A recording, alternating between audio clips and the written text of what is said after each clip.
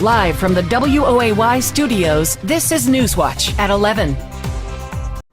Good evening and welcome to Newswatch at 11. I'm Portia Thompson.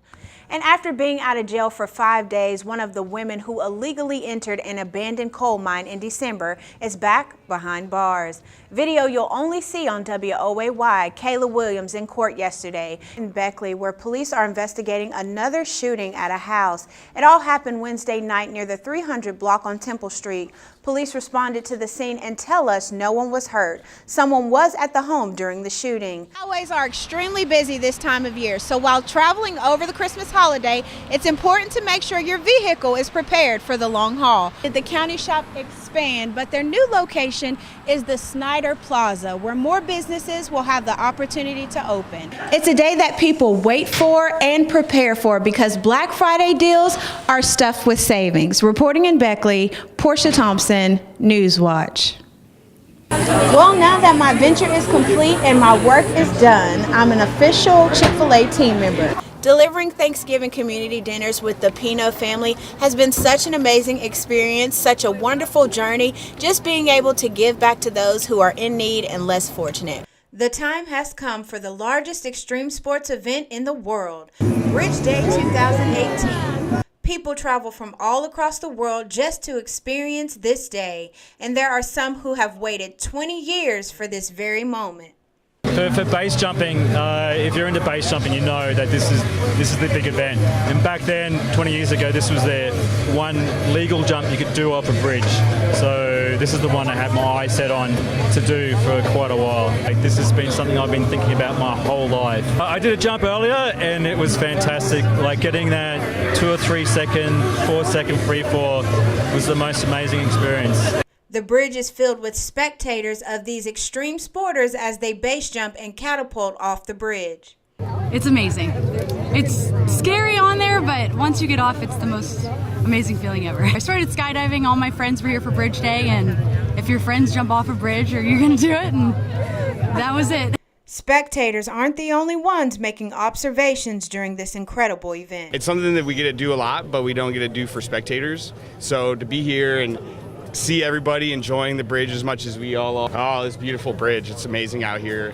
The weather is really pretty. The clouds have been laying low and like flying underneath the bridge, so we get to jump with clouds that we free fall through. It's a beautiful day out here on the New River Gorge Bridge where thousands of people have gathered to watch the pros and the amateurs base jump from the bridge as well as fly high off the catapult. I'm thrilled to be here. Reporting in Fayetteville, Portia Thompson, Newswatch. National Miners Day is a day of reflection when appreciation is shown to miners for their hard work and sacrifices. It's a day to honor coal miners and their accomplishments. It is good to know that folks think about it enough, because miners have carried the country a lot of times on their backs. I think it's a good day to set aside for coal miners, recognize them going underground doing all that hard work. Coal miners extract coal and other minerals from the earth through mining, which is strenuous work. It is physically demanding. Health-wise, it can cause a lot of problems with your lungs, and then also with just your body itself. Making a huge sacrifice to dedicate half their lives to the coal mine industry, these miners are still hard at work. Continuous miner, shuttle cars, rough boat machines, everything underground. I worked on all of it. Working in the coal mining industry may have been hard on the body, but for some it was good for the soul. My grandfather was coal miners, and just run the family, and I got in it. I loved it. For me, it's just like another family. I mean, we work together in the coal mines. You couldn't wait to get out the mines every day to meet the guys you work with and just have a good time. It was a good life. It was good living. And like I said, good camaraderie with the crews that you work with and everything. Everybody more or less become a family. Reporting in Beckley, Portia Thompson, Newswatch. All right. right, welcome to this week's Adopt a Pet, brought to you by I-77 Auto Group and the New River Humane Society. I'm here with Miss Lori from the New River Humane Society, who's brought us a special guest today. Yes, today I have with me Goldie, and Goldie is a mix between a golden retriever and an Australian sheepdog. She looks like a sweet kitten. She just seems like just a little cuddly baby. So tell us what the New River Humane Society has going on. Well, we have the Fur Ball coming up on January 26th. Apprentice Day is January 17th at the Capitol Complex in Charleston, and 5 students in West Virginia will have the opportunity to shadow and see what it's like being a senator. The students will spend the day with Senator Stephen Baldwin, learning the importance of research issues, legislation work, voting on bills, and more. And a House of Delegates committee advanced a bill that would require a runoff election for the West Virginia Supreme Court if no candidate receives more than 40% of the vote. U.S. Senator Joe Manchin announced that he will donate the salary he receives during the government shutdown to food banks across West Virginia. Senator Manchin said, in part, if Congress cannot do our job, we should not get paid. As a result of this reckless shutdown, 340,000 West Virginians who depend on food stamps will go without that critical assistance. This is unacceptable, end quote.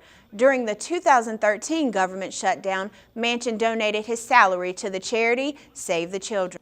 And in Fayette County, a high school teacher caught on camera using his desk and chair as a blockade. He's also seen yelling at students and allegedly wrote profanities on the whiteboard in a separate incident. The most recent was back in mid-December, and the teacher was in the classroom yesterday. Dylan Fearing gives us a look at the video and the details. Welcome back to Newswatch at 11. I'm Portia Thompson here with meteorologist Jonathan Chance, who's going to tell us a little bit about our forecast today. Yeah, you've been enjoying these temperatures that we've had, a couple days in the 50s, Yeah, upper they've been 40s. good. They've been good. You like those, or do you like the cold? Some people say wintertime, cold temperatures. Well, listen, I'm always cold anyway, whether it's hot or it's really cold outside, so it makes me know never So mind. it doesn't make a difference. All right. Hello and welcome back to Newswatch at noon. I'm Portia Thompson, here with my meteorologist Matt Bullock, who's going to give us the weather forecast today. What are we looking at today, Matt? You know, it's a little bit dreary out, but it is warmer than it was yesterday. I mean, we had temperatures in the 30s today, where yesterday it was in the upper 20s at this time, so a little warmer. Well, I'm looking forward to Monday, only because it's Martin Luther King Jr. Day, but also it's going to be dry. Well, I'm looking forward to the sunshine. I haven't seen the sunshine in a week. I need That's sunshine true in too. my life. I mean, we can't have these gloomy days because we're perky people. We're That's right. happy people. Oh, We yeah. don't do gloomy days. The local schools are preparing for this snow as well. So just as a reminder, Fayette County, Greenbrier County, and Mountain View Christian School will be on a 2-hour early dismissal today. Better safe than sorry. Better safe than sorry. Well, be sure to stay with Newswatch throughout the day for any late breaking news, weather, and sports.